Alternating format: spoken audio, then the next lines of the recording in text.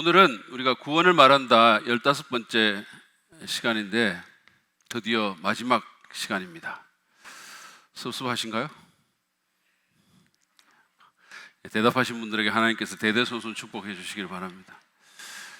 어떤 분은 좀 시원하게도 느끼실 분도 있겠죠. 근데 아무튼 지금까지 이 메시지 시리즈를 경청해 주신 우리 성도들에게 감사합니다. 사실은 구원에 대한 말씀이 교회 예배 가운데, 주일 예배 가운데 오랜 시간 이렇게 전해지는데도 계속해서 잘 들어주셔서 감사하고요. 혹시 우리 가운데 아직 예수님을 믿지 않거나 구원의 확신이 없는 분이 있다면 이 시리즈 유튜브로 들어가셔서 첫 번째부터 12번째까지 그 메시지들을 다시 한번 여러분들이 들어보시면 좋을 것 같습니다. 저는 거기서 기독교 신앙의 합리적인 근거와 우리가 왜 믿어야 되고 무엇을 믿어야 되고 어떻게 믿어야 할지에 대해서 제 나름대로는 친절하게 설명을 했습니다.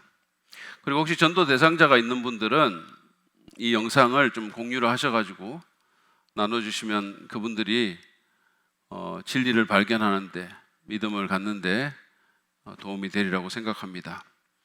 오늘 마지막으로 전할 말씀의 제목은 그러면 이제 어떻게 살 것인가 라는 것입니다. 제가 가끔씩 결혼 주례를 이렇게 하잖아요. 그러면 제 앞에 이렇게 황홀한 표정으로 서 있는 신랑 신부들을 보면서 이제 앞으로 어떻게 살 건가? 이런 생각을 할 때가 있습니다. 왜냐하면 결혼식은 순간이죠. 그 이벤트가 끝이 나면 이제 오랜 시간을 같이 살아가야 되기 때문입니다. 구원을 받는 것은 어떤 면에서 결혼하는 것하고 비슷합니다. 거기에 비교할 수 있어요.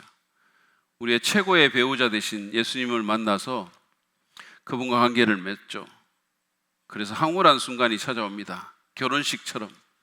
그러나 새 커플의 앞에도 그 화려한 황홀한 결혼식이 끝나면 길고 고단한 삶이 그들 앞에 놓여 있듯이 예수님 믿고 하나님 은혜로 구원받은 사람들의 삶에도 정말 지난한 그런 삶이 놓여 있습니다.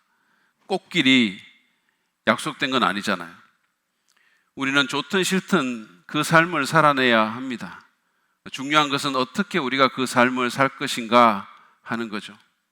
근데 이 질문이, 이 주제가 중요한 것은, 우리가 여기에 대해서 생각해 봐야 하는 것은 이것이 우리 삶의 질에 영향을 미칠 뿐만 아니라 기독교 복음에 대한 사람들의 생각과 기독교 한국 교회의 신뢰도에 영향을 미치기 때문입니다.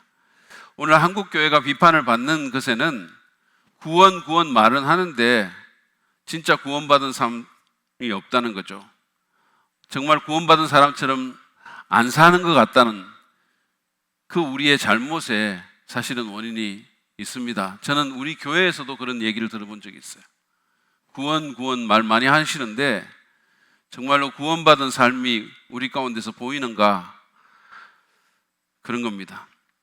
여러분, 우리는 구원받은 자로서, 하나님의 은혜를 입은 자로서 어떻게 살아야 할까요? 제가 조금 전에 읽었던 그 로마서 12장 1절 말씀을 포함해서 몇몇 성경 구절들을 보면서 이 중요한 문제에 대해서 함께 생각해 보기를 원합니다. 제가 오늘 말씀 3가지를 정리를 해서 여러분에게 나누려고 하는데요. 첫 번째로 우리는 하나님을 기쁘시게 하는 일에 우리 자신을 드려야 합니다. 로마서 12장 1절 말씀 우리가 읽었는데 새 번역으로 우리 다시 한번 다 같이 스크린 보고 함께 봉독하도록 하겠습니다. 시작. 형제 자매 여러분, 그러므로 나는 하나님의 자비하심을 힘입어 여러분에게 권합니다. 여러분의 몸을 하나님께서 기뻐하실 거룩한 산 제물로 드리십시오. 이것이 여러분이 드릴 합당한 예배입니다. 바울은 로마 교회에 구원받은 성도들에게 자기들의 몸을 하나님이 기뻐하실 거룩한 산 제물로 드리라고 권면합니다. 구약 시대에 죽은 짐승을 제물로 하나님께 드렸죠. 하나님의 기쁨을 위해서 그 제물이 하나님께 온전히 드려졌던 것처럼, 늘 그 앞에 있었던 것처럼 이제 살아있는 우리가 우리의 삶을 통해서 하나님의 기쁨을 위해 우리 자신을 온전히 드리라는 겁니다. 다시 말하면 하나님을 기쁘게 하는 삶에 헌신하라는 것입니다. 그러면 어떤 것이 하나님을 기쁘게 하는 일일까요? 많은 사람들은 이런 질문을 들으면 여기에 대해서 종교적인 일을 떠올립니다. 기도하고 설교하고 성경 읽고 헌금하고 새벽기도 나가고 이런 거죠. 물론 그런 일들이 하나님을 기쁘게 할 수 있습니다. 그러나 반드시 그렇지는 않습니다. 예수님 당시에 바리새인들은 누구보다 이런 일들을 열심히 했지만 그러나 주님은 그들을 기뻐하지 않으셨습니다. 왜냐하면 그들은 그런 일들을 하면서 어려운 과부의 재산을 빼앗고 하나님을 높이기보다는 자기들을 높이고 또 은밀히 누군가를 해치려 하는 등의 위선과 불법을 행했기 때문입니다. 하나님은 우리가 하는 기도, 헌금, 사역 그 자체가 아니라 그 겉모습만이 아니라 우리의 은밀한 동기까지 보십니다. 그분은 우리의 모든 것을 사실은 아십니다. 제가 어제 점심 때 1층에 우리 카페에서 커피 한 잔을 마시고 이렇게 계단으로 올라가는데 2층 계단에 우리 정장 전사님의 딸인 연아가 난간을 잡고 서 있었어요.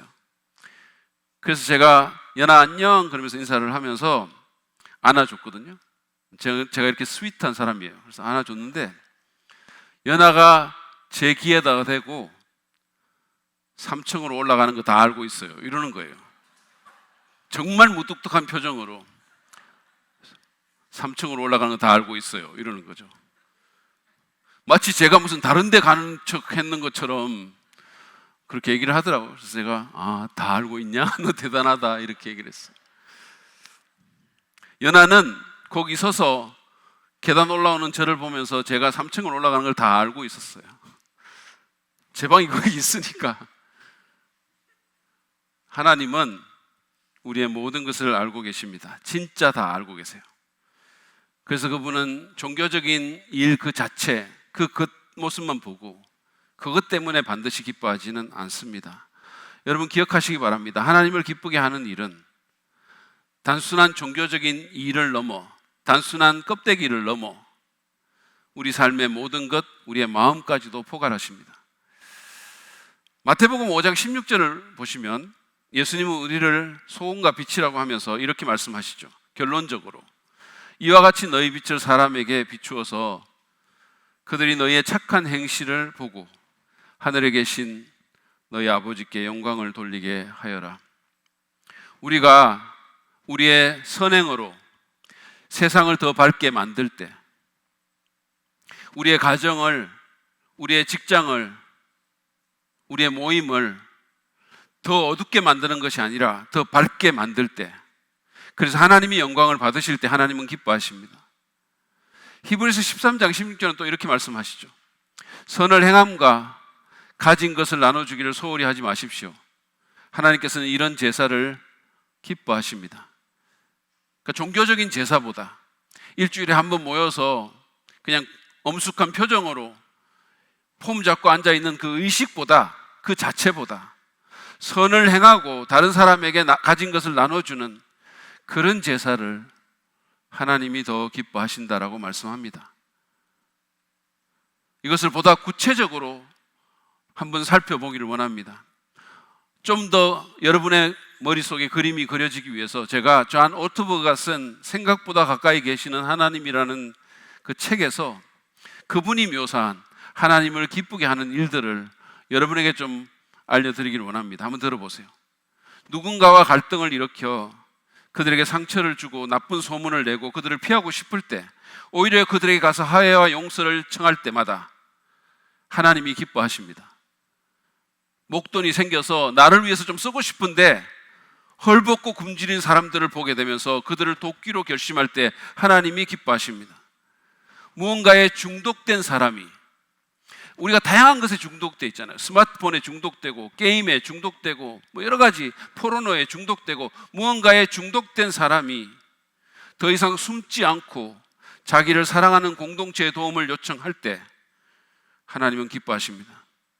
일 중독자 부모가 자기들의 일을 더 이상 우상으로 섬기지 않기로 결심하고 그들에게 맡겨진 어린 자녀를 사랑하고 돌보기 위해 그들의 삶을 재조정할 때 하나님은 기뻐하십니다. 여러분이 사랑할 때마다, 외로운 사람을 품을 때마다, 실패한 사람에게 용기를 불어넣을 때마다, 방황하고 있는 사람에게 도전을 줄 때마다, 도움이 필요한 사람들을 섬길 때마다 하나님은 기뻐하십니다. 그런 것들이 하나님을 기쁘게 하는 일입니다. 이처럼 우리는 구원받은 자로서 우리의 삶을 통해 하나님을 기쁘게 하는 그런 일들을 하면서 살려고 애를 써야 합니다. 바울은 이것이 바로 우리가 드릴 합당한 예배라고 말을 하면서, 이게 진짜 예배라고, 물론 우리가 지금 모여서 찬양하고 기도하는 이것도 중요한 예배지만, 그러나 우리의 삶을 통해서 그 예배가 이어지는 것이 진정한 예배라고 그렇게 말을 합니다. 그러면서 그 구절에서 우리가 그렇게 하나님을 기쁘게 하는 삶을 살 수 있는 비결까지 제시를 하죠. 그것은 바로 하나님께서 우리에게 베푼 그 구원의 은혜를 기억하는 것입니다. 로마서 12장 1절 말씀을 잘 보면 이 바울의 겉면이 그러므로라는 접속사로 시작되고 있습니다.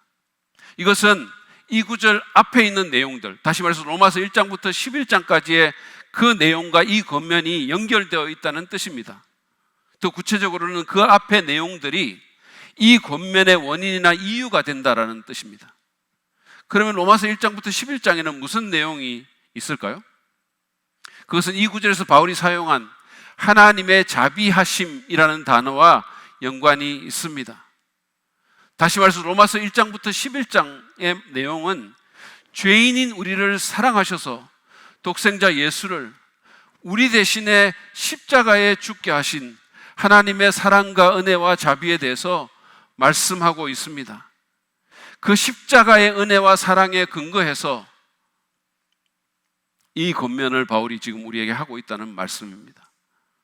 바울은 하나님이 우리 같은 무자격자를 위해서, 우리 같은 죄인들을 위해서 자기 아들을 십자가에 죽게 할 정도로 우리를 열렬히 사랑해 주셨기 때문에, 그 정도로 우리에게 헌신하셨기 때문에 우리도 그분께 헌신해야 한다고 말하는 겁니다.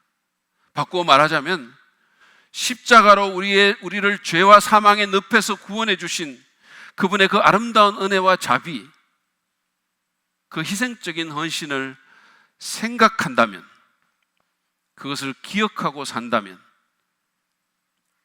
우리도 그분을 기쁘게 하는 일에 우리 자신을 드리며 살 수 있다는 뜻입니다.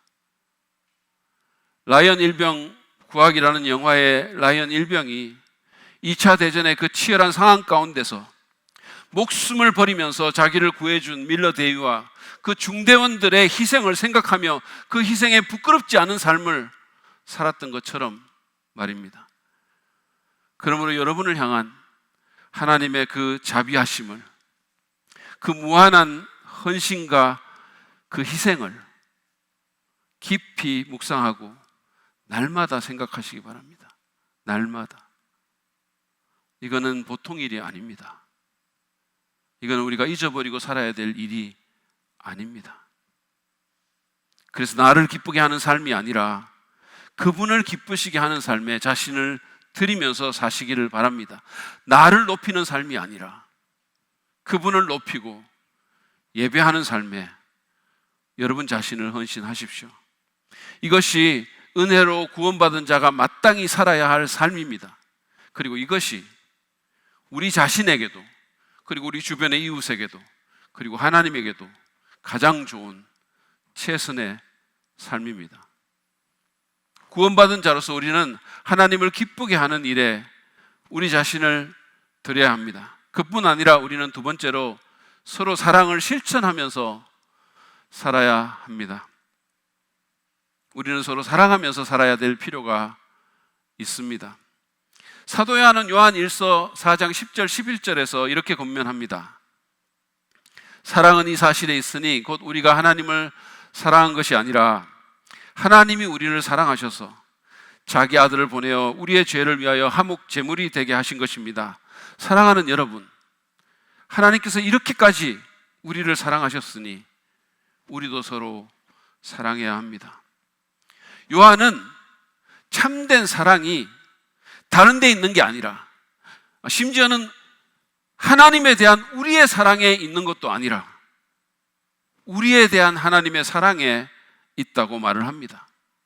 진정한 사랑은 내리사랑이라는 거죠. 하나님의 사랑에서부터 이 모든 것이 비롯되었다는 것입니다.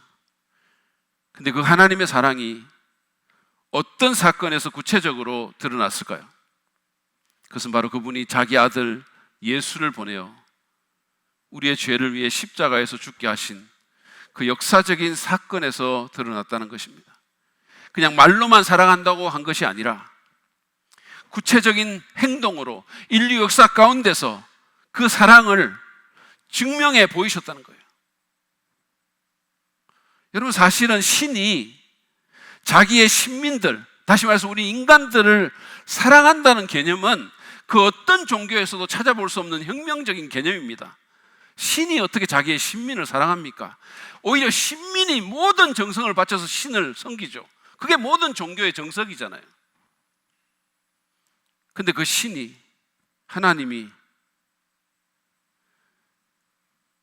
자기의 창조자를 배반하고 무시하고 그 삶에서 축출한 배은망덕한 죄인들을 위해서, 그들 스스로가 초래한 영원한 멸망에서 그들을 구하기 위해서 자기 독생자 외아들을 십자가에서 대신 죽게 할 만큼 그렇게 사랑한다는 것은 정말로 놀라운 일이 아닐 수가 없습니다. 요한은 거기에 진정한 사랑이 있다는 거예요. 우리는 거기서 사랑을 배울 수 있다는 겁니다. 제가 전에도 말씀드린 것처럼 우리는 수시로 변하는 내 느낌이나 일상의 상황이 아니라 십자가로 하나님의 사랑을 평가해야 됩니다. 그리고 예수 그리스도의 부활로 그분의 능력을 평가해야 하는 거죠. 여러분의 삶 가운데서 뭐가 잘 된다고 하나님이 나를 사랑한다 이렇게 평가할 게 아니라, 잘 되든 안 되든 기분이 좋든 안 좋든 2000년 전에 여러분을 생각하며 죽으신 그 예수 그리스도의 십자가로 그분의 사랑을 평가하시라는 거예요. 그분은 그만큼 여러분을 사랑하십니다. 거기에 하나님의 사랑이 있습니다. 그리고 구원받은 자들은 그 무지막지한 사랑을 실제로 경험한 사람들입니다. 그러므로 요한은 그런 우리에게 권면합니다.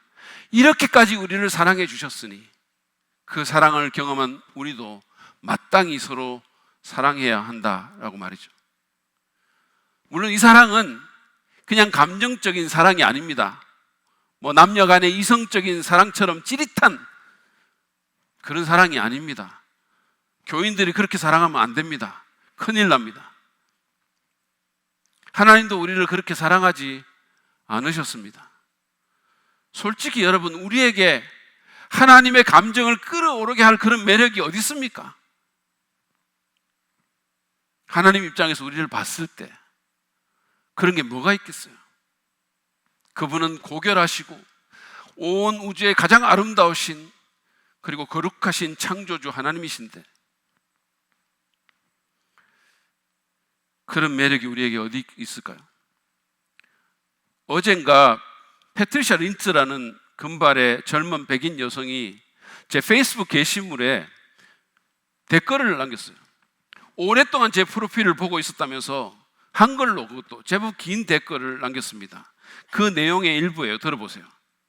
당신의 멋진 글과 아름다운 사진이 내 눈을 사로잡았고 나는 그것에 반했습니다. 나는 당신의 미소가 매력적이고 달콤하다는 것을 인정해야 합니다. 왜 아멘을 안 하세요? 그녀는 그러면서 자기를 제 페이스북 친구로 추가해 달라고 이렇게 부탁을 했어요. 여러분, 그 여인이 제게 뭐라고 했습니까? 제 멋진 글과 아름다운 사진에 반했다잖아요. 제 미소가 매력적이고 달콤하다잖아요. 조금 그렇긴 하죠. 여러분, 제가 이 여인의 글을 믿었을까요? 그래서 친구 추가했을까요? 안 하죠. 안 하죠. 왜 합니까? 이게 말이 안 되는 얘기잖아요. 아니, 금발의 매력적인 젊은 백인 여성이 왜 제 프로필을 오랜 시간 쳐다보면서 저를 흠모했겠어요? 이게 말이 됩니까? 그러면서 제게 반한다는 게 말이 돼요? 제가 아무리 사랑의 공주셔도 이 말을 믿을 정도로 그렇겠어요? 마찬가지로 죄인이자 한갓 피조물인 우리 인간에게 하나님이 뭐가 부족해서 감정적으로 끌리고 반하겠습니까? 여러분, 하나님의 사랑은 감정적인 사랑이 아닙니다. 우리에게 뭔가가 있어서 그것 때문에 우리를 사랑하는 게 아니에요. 우리가 너무 괜찮아서, 우리가 매력이 있어서 그것 때문에 우리를 사랑하는 거 아닙니다. 오히려 그분은 우리의 매력 없음에도 불구하고, 우리의 죄악에도 불구하고, 우리의 연약함과 한계와 위선과 더러움에도 불구하고 우리를 사랑하셨습니다. 그리고 사랑합니다. 그러므로 우리도 그렇게 사랑하려고 해야 됩니다. 때문에의 사랑이 아니라 불구하고의 사랑을 하려고 노력해야 됩니다. 뿐만 아니라 하나님은 말로만이 아니라 당신께서 치를 수 있는 가장 비싼 값을 치르시면서 가장 큰 희생을 하시면서 구체적으로, 실천적으로 우리를 사랑하셨습니다. 그래서 우리도 그래야 됩니다. 그냥 말로만 하지 말자는 거죠. 그냥 말로만. 사랑해, I love you. 제 딸이 늘 그렇게 저한테 하는 거죠. 영혼이 없죠. 그냥.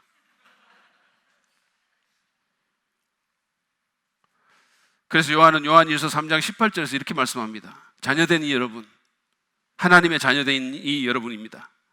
우리는 말이나 혀로 사랑하지 말고 행동과 진실함으로 사랑합시다. 그러면서 그는 그 앞구절 17절에 그 하나의 예를 이렇게 제시합니다. 누구든지 세상 재물을 가지고 있으면서 자기 형제 자매의 궁핍함을 보고도 마음 문을 닫고 도와주지 않으면 어떻게 하나님의 사랑이 그 사람 속에 머물겠습니까? 하나님의 사랑을 삶 가운데서 받은 사람이라면, 그리고 하나님의 사랑에서 그 사랑을 배운 사람이라면 어렵고 궁핍한 형제의 필요를 봤을 때 그를 물질적으로 돕는 것이 마땅하다는 겁니다. 우리가 비록 돈을 사랑하지만, 현재 자본주의 세상 가운데서 돈의 가치가 너무도 큰 것을 알지만, 그럼에도 불구하고 우리는 하나님의 사랑을 받았기 때문에 오히려 그 형제 자매의 어려움을 그 돈으로 채워줘야 된다, 도와줘야 된다라고 말하는 겁니다. 그것이 구원받은 그리스도인이 해야 될 사랑이라는 것입니다. 여러분은 어떻습니까? 사랑받을 자격이나 매력이 없는 자를 여러분은 사랑하십니까? 그냥 말만이 아니라, 가식이나 종교적인 클리셰가 아니라 행함과 진실함으로 사랑하시나요? 아니, 적어도 그렇게 하려고 노력하십니까? 고민하십니까? 애를 쓰십니까? 그렇게 하지 못하는 자신에 대해서 문제의식을 느끼십니까? 하나님, 나를 불쌍히 여겨달라고 기도하십니까? 솔직히 교회는 이 면에서 좋은 간증을 보이지 못했습니다. 서로 사랑하는 교회보다는 서로 싸우고 다투고 질시하고 판단하고 뒷담하는, 또는 서로 무관심하고 무시하고 돌아보지 않고 신경 끄고 사는 그런 교회가 더 많은 것처럼 보였어요, 사람들의 눈에. 그래서 사랑의 교회라는 이름을 단 교회가 처음 생겼을 때, 지금은 그 교회가 엄청나게 커졌고 유명한 교회가 됐지만, 그 교회가 처음 그런 이름을 달고 생겼을 때 누군가가 아니, 어떻게 뒷감당을 하려고 저런 엄청난 이름을 붙여? 라고 말을 한 겁니다. 아니, 어떻게 교회에 사랑해라는 이름을 붙여? 사랑 없으면 어떡하려고? 그렇게 말했던 거예요. 그래서 우리 교회는 사랑 빚는 교회라는 다소 안전한 이름으로 간 거예요. 우리는 그냥 빚을 따름입니다. 누군가가 물어보면 우리는 계속 빚고 있다라고 얘기하면 되는 거죠. 근데 여러분, 예수님은 서로 사랑하는 것이 구원받은 자의 모임인 교회의 가장 중요한 특징이 되어야 된다고, 가장 우리가 신경 써서 해야 될 일이 되어야 된다고 그렇게 말씀하셨어요. 요한복음 13장 34절부터 35절 말씀 보시죠. 이제 나는 너희에게 새 계명을 준다. 서로 사랑하여라. 내가 너희를 사랑한 같이 너희도 서로 사랑하여라. 너희가 서로 사랑하면 모든 사람이 그것으로써 너희가 내 제자인 줄을 알게 될 것이다. 예수님이 우리를 사랑한 같이 그렇게 사랑하는 것, 그렇게 서로 사랑하는 것이 우리에게 주어진 유일하고 가장 중요한 계명입니다. 주님은 이것을 새 계명이라고 말씀하셨어요. 구약의 이스라엘에게 십계명을 준 것처럼 오늘날 교회에는 이 계명이 있는 겁니다. One and only, 이 계명이 있는 거예요. 그러면서 그분은 우리가 서로 사랑하면, 다시 말해서 우리 방식대로 그냥 우리가 원하는 식으로 사랑하는 것이 아니라 예수님이 우리를 사랑한 것처럼 그렇게 서로 사랑하면 안 믿는 사람을 포함한 모든 사람들이 우리가 사랑으로 십자가를 지신 그분의 제자인 줄 알게 될 것이라고 말씀하신 겁니다. 진짜 구원받은 사람인 줄 알게 될 거라는 얘기죠. 성경을 많이 알면이 아닙니다. 기도를 뜨겁게 하면이 아닙니다. 대단한 건물을 세우면이 아닙니다. 설교를 잘하고 말을 유창하게 하면이 아닙니다. 사람들이 여기 많이 모이면이 아닙니다. 서로 사랑하면 우리가 그분의 제자인 줄 알게 될 것이라고 말을 한 겁니다. 서로 사랑하면 그 예수님을 믿고 따르는 사람임을 사람들이 알게 될 것이라고 주님이 말씀하신 겁니다. 서로 사랑합시다. 노력합시다. 옛날에 가수 구창모라는 사람은 모두 다 사랑하리라는 노래를 했어요. 사실은 모두 다 사랑하리는 아무도 안 사랑하리하고 비슷한 얘기입니다. 그리고 사실 우리가 모두를 다 사랑할 수도 없습니다. 그러므로 여러분, 우리가 모두를 다 사랑하지 못하더라도 적어도 우리 교회 안에서라도, 아니 목장 안에서, 부서 안에서, 사역팀 안에서라도 서로 사랑하려고 애를 씁시다. 고민해 봅시다. 기도해 봅시다. 지난 금요일 저녁에 제가 퇴근을 하는데 우리 교회 한 목자 부부가 교회에 이렇게 들어와 있는 거예요. 그래서 제가 왜 왔냐고 물었더니 자기 목장에 그 목원 자매가 갑자기 일이 생겨가지고, 그래서 그 목원의 아이들 셋을 봐주기 위해서, 그래서 그 아이를 픽업하기 위해서 교회에 왔다 이렇게 얘기를 했어요. 자기 집에 들어가서 저녁 내내 봐준 것 같아요. 그랬더니 그 목원 자매가 인스타그램에다가 자기 그 아이들, 그 집에서 놀고 있는 아이들의 사진을 올려가지고 너희들 엄마와 집에 있을 때보다 더 행복해 보인다라는 사연을 썼어요. 거기다가. 그러면서 해시태그로 그 목자의 이름을 이렇게 쓰면서 땡땡 언니는 내 친정 언니, 언니 사랑해 라고 쓴 거예요. 여러분, 이것이 우리가 해야 될 사랑입니다. 대단하지 않더라도, 많은 사람을 돌보지 않더라도 일상 가운데 하나님이 내 주변 가운데 두신 사람들을 돌아보고 그들의 필요를 채우고 그들을 존중하고 그리고 구체적으로 실천적으로 사랑해야 됩니다. 대접받기만 원하고 존중받기만 원하고 인사받기만 원하기보다 내가 먼저 대접하고 존중하고 인사하려고 해야 합니다. 그럴 때 사람들은 우리가 예수 이름으로 구원받은 사람임을, 그분을 믿고 따르는 사람임을 알게 될 것입니다. 그럴 때 우리 삶이 풍요로워지고 하나님의 이름이 높임을 받게 될 것입니다. 그럴 때 사람들이 교회를 다시 보게 될 것입니다. 마지막으로 우리는 구원의 복음을 전하며 살아야 합니다. 구원받은 자로서 하나님을 기쁘게 하는 일에 우리 자신을 드릴 뿐 아니라 서로 간의 사랑을 실천해야 될 뿐 아니라 비그리스도인들에게, 예수님 모르는 사람들에게 구원의 복음을 전해야 합니다. 사도 바울은 로마 교회에 보낸 편지에서 자신의 방문 계획을 밝히는 가운데 이렇게 말씀합니다. 로마서 1장 14절 15절 말씀입니다. 나는 그리스 사람에게나 미개한 사람에게나, 그리스 말을 안 한 사람은 다 야만이라고 그랬거든요. 그러니까 그리스 사람에게나 미개한 사람에게나 지혜가 있는 사람에게나 어리석은 사람에게나 다 빚을 진 사람입니다.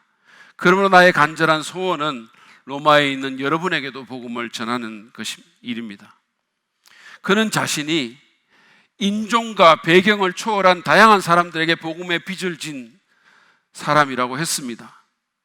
다시 말해서 그들 믿지 않는 사람들에게 복음을 전할 의무를 지고 있다라고 말한 겁니다. 같은 맥락에서 바울은 자기가 복음을 전하지 않으면 자기에게 화가 있을 거라고 그렇게 말하기까지 했습니다. 굉장히 강한 표현이죠. 자기가 만약에 이 받은 복음을 전하지 않으면 내게 화가 있을 거라고, 저주가 있을 거라고. 고린도서 9장 16절 말씀입니다. 내가 복음을 전할지라도 그것이 나에게 자랑거리가 될 수 없습니다. 이 사람은 복음 전하기 위해서 모든 걸 내려놓은 사람이잖아요. 자신의 정말 장래가 촉망되는 그 모든 커리어를 접고 모진 고난을 당하며 아시아와 유럽에 복음을 전했는데 그게 자기에게 자랑거리가 될 수 없다라고 말했어요. 왜냐하면 어쩔 수 없이 그것을 해야만 하기 때문입니다. 내가 복음을 전하지 않으면 나에게 화가 미칠 것입니다. 우리도 마찬가지죠. 구원받은 자라면 우리도 복음의 빚을 진 사람들입니다. 우리는 채무자입니다. 이스라엘의 역사를 기록한 열왕기하에 보면 시리아 왕이었던 벤하닷이 북이스라엘의 수도인 사마리아를 포위한 얘기가 나옵니다. 그들의 포위로 이 사마리아 성에는 먹거리가 떨어져서 그래서 아사자들이 속출하고 심지어는 어미가, 여인들이 자기 자녀를 먹는 끔찍한 일까지 벌어질 정도로 상황이 심각해졌습니다. 그런 가운데 4명의 나병 환자들이 그냥 앉아서 죽기만 기다리기보다는 차라리 시리아 사람의 진으로 가서 항복하자고. 그래서 살려주면 사는 거고 죽으면 죽는 거고, 그러면서 그 시리아 캠프로 들어가는 거예요. 그냥 죽느니 그냥 어떻게든 한번 해보고 죽자는 거죠. 근데 가봤더니 시리아 군인들이 급히 진에서 나와서 도망한 것처럼 그냥 한 사람도 남아있지 않고 군마와 나귀와 물건들이 거기 다 그냥 모여 있는 거죠.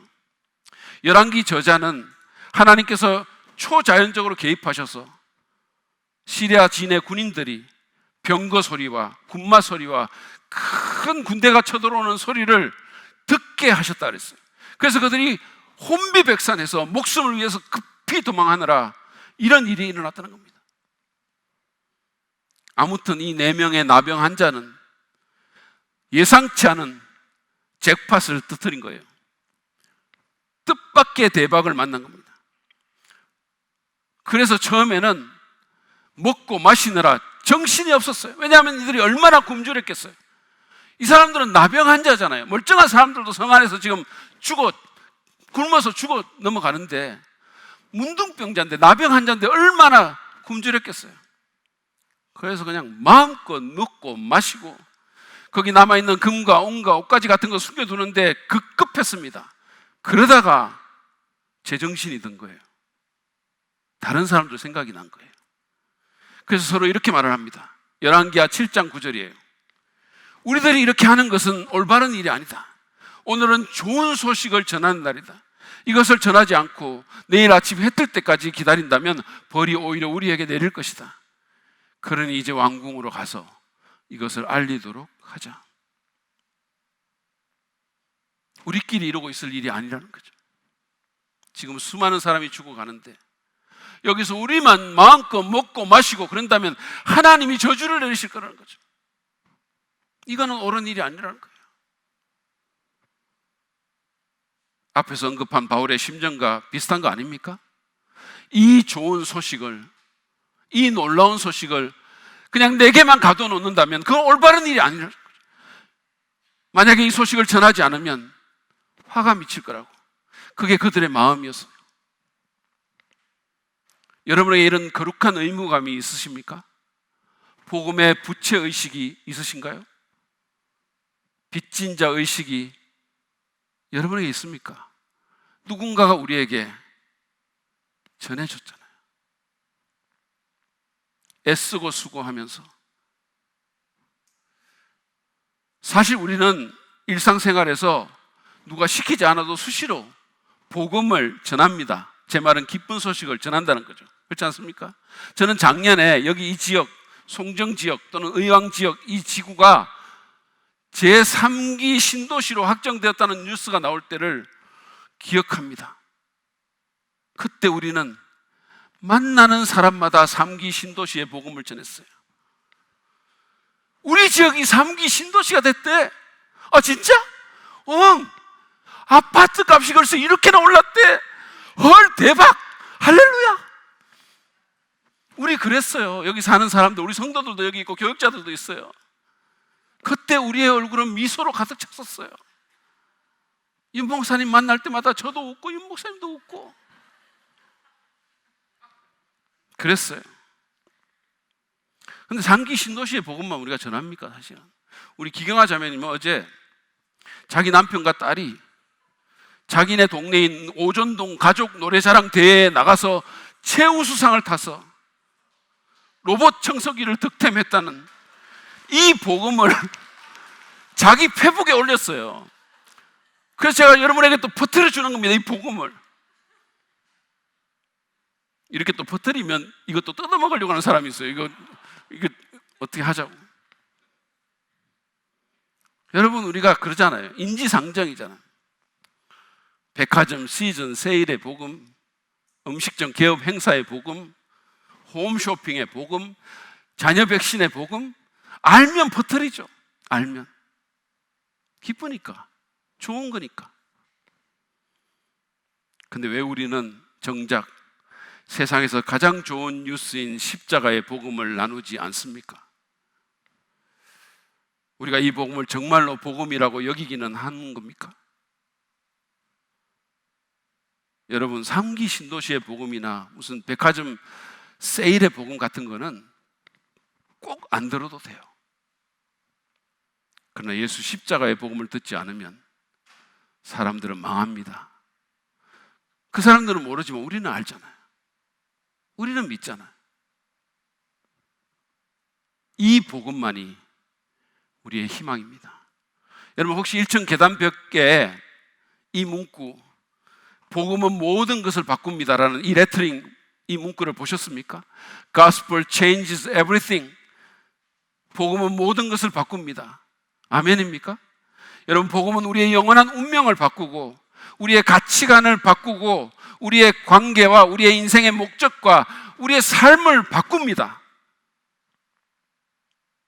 우리가 이 복음의 함의를 제대로 모르고 그 복음의 영향권 안에서 안 살아가기 때문에 그런 거지. 복음을 우리가 삶 가운데 제대로 적용하기만 한다면 복음은 우리의 모든 것을 바꿀 능력이 있습니다. 그러므로 우리는 이 복음을 전해야 됩니다. 복음은 우리 자신과의 관계, 다른 사람과의 관계, 세상과의 관계, 하나님과의 관계, 이 모든 관계에서 영향력을 행사합니다. 우리의 영원한 운명에 대해서는 말할 것도 없죠. 그러므로 우리는 이걸 전해야 됩니다. 이것은 우리가 사람들에게 줄 수 있는, 베풀 수 있는 최고의 호의입니다. 사실은 저는 제가 예수 믿고 나서 지금도 그렇게 생각하는데 저한테 복음 전해준 그 사람 잊을 수가 없어요. 너무너무 고마워요. 그 사람이 제게 최고의 호의를 베풀었다고 생각해요. 제가 예수 믿고 나서 그 후로도 많은 분들이 제게 이런저런 호의를 베푸셨지만 정말 좋은 선물도 제가 받아봤지만 그러나 제가 받은 최고의 선물은 복음입니다. 그 사람이 제게 최고의 호의를 베푼 거예요. 여러분도 그렇게 하십시오. 그러면 천국 가서 사람들은 여러분에게 영원히 감사하게 될 것입니다. 지금은 그 의미를 잘 모르기 때문에 때로는 귀찮아할 수도 있고 때로는 인상을 쓸 수도 있고 때로는 우리의 동기를 의심할 수도 있고 때로는 우리를 내칠 수도 있지만 그러나 그날에, 아니 그들이 구원받고 나면 그들은 여러분에게 영원히 감사할 겁니다. 저는 지난주에도 우리 중에 누가 그동안 오래 관계 맺고 있던 분에게 복음을 전해서 그분이 예수님을 구주로 영접했다는 소식을 들었어요. 얼마나 기뻤는지 모릅니다. 하나님 얼마나 기뻐하실까요?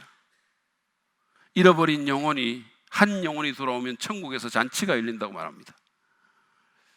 그러므로 전합시다. 그것이 우리가 감당해야 될 가장 주된 인생의 미션입니다. 그러라고 우리를 먼저 구원해 주신 거예요. 그러라고 우리를 여기 놔두신 거예요. 베드로는 베드로전서 2장 9절에서 이를 이렇게 말합니다. 너희는 택하신 족속이요 왕같은 제사장들이요 거룩한 나라요 그의 소유가 된 백성이니, 이는 그렇게 우리를 만들어 주신 것은, 우리를 하나님의 자녀로, 하나님의 소유된 백성으로 만들어 주신 것은 너희를 어두운 데서 불러내어 그의 기이한 빛에 들어가게 하시니에 아름다운 덕을 선포하게 하려 하심이라. 우리를 구원해서 우리를 하나님의 자녀로, 하나님의 백성으로 만들어준 이유는 우리를 영적인 흑암에서 불러내서 하나님의 놀라운 빛에 들어가게 하신 그분의 그 아름다운 덕, 그 훌륭한 업적을 선전하게 하기 위해서, 선포하게 하기 위해서 그랬다는 겁니다. 제가 앞에서도 언급한 것처럼 우리가 다른 복음을 인지상정으로 선전하듯이 이 십자가와 부활의 복음을 여러분 선전합시다. 이거 진짜 좋은 거예요. 진짜 우리에게 필요한 거예요. 이것만이 사람들의 영원한 운명을 바꾸는 진정으로 기쁜 소식입니다. 이것이야말로 우리 모두가 들어야 될 굿뉴스예요. 이것이야말로 여러분이 여러분의 자녀들에게 온 정성을 다해서 전해줘야 될 기쁜 소식입니다. 여러분, 이 사명을 위해서 우리 각자가 존재하고 우리 교회가 존재합니다. 그냥 큰 교회 만들려고 우리가 있는 게 아니고, 뭐 다른 거 하려고 있는 게 아니고, 하나님께 사람들을 연결시키라고, 그래서 그들의 영원한 운명을 바꾸라고, 그것 때문에 우리가 여기 있는 거예요. 그리고 그것 때문에 하나님이 여러분을 대한민국에서 태어나게 하시고 교육받게 하시고 직장을 주시고 은사를 주시고 여기 함께 모아주신 것입니다. 그것 때문에.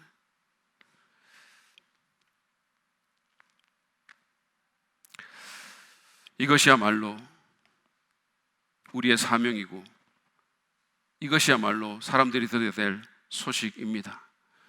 여러분, 우리가 모든 사람에게 다 전하지는 못한다 하더라도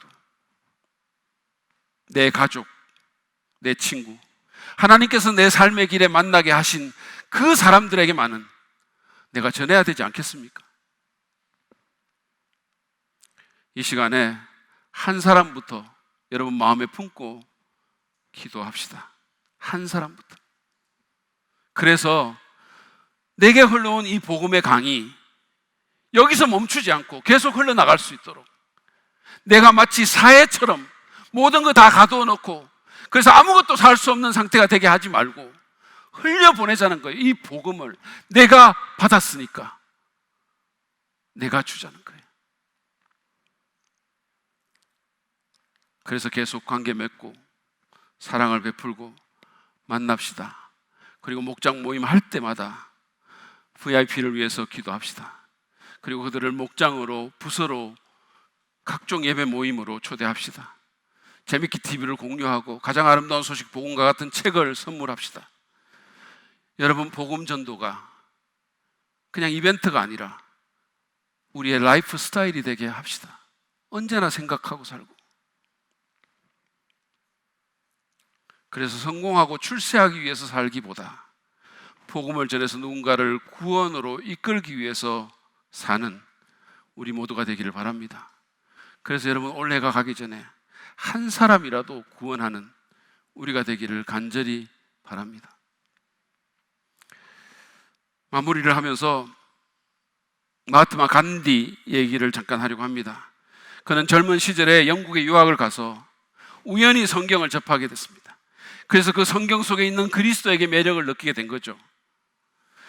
예수님의 사랑 안에서 인도의 카스트 제도에 대한 해법을 발견할 수 있겠다는 생각을 그가 하게 된 겁니다. 그래서 구도자가 돼서 정말 진리를 알기 위해서 이 예수가 어떤 분인지, 이 예수의 참된 정신이 어떻게 적용될 수 있는지를 알기 위해서 영국의 교회를 방문했지만 가는 교회마다 문전박대를 당했습니다. 왜냐하면 인도 사람이니까, 왜냐하면 피부가 새까맣고 조그마한 사람이니까, 왜냐하면 인도는 영국의 식민지였으니까. 가는 데마다 문전박대를 당했습니다. 그는 깊이 실망했어요. 그가 본 영국의 그리스도인들의 모습은 예수님을 믿지 않는 인도인들과 별 차이가 없었어요. 예수 믿는다고 하면서 여전히 인종차별이 있고 신분차별이 있고, 신앙은 예식일 뿐 실제 삶에서 그들이 그리스도를 따르는 것 같지 않았던 거죠. 그래서 그는 나는 당신들의 그리스도는 좋아하지만 당신들 그리스도인은 좋아하지 않는다. 당신들 그리스도인은 당신들이 믿는 그리스도와 너무 다르기 때문이다라는 유명한 말을 남기고 기독교를 떠났다고 합니다. 간디의 이 얘기는 우리가 구원받은 자로서 올바르게 살지 못하면 사람들이 우리의 구원자를 결국은 믿고 따르지 않을 것임을 우리에게 아프게 말해줍니다. 그러므로 여러분, 구원받은 자답게, 은혜 받은 자답게, 복음을 안 자답게 그렇게 살아가기로 결단합시다. 하나님을 기쁘게 하는 일에 자신을 드리고 서로 사랑을 실천할 뿐만 아니라 모든 인류가 들어야 될 가장 기쁜 소식인 이 복음을 전하며 살기로 결단하는 이 시간 되기를 간절히 바랍니다.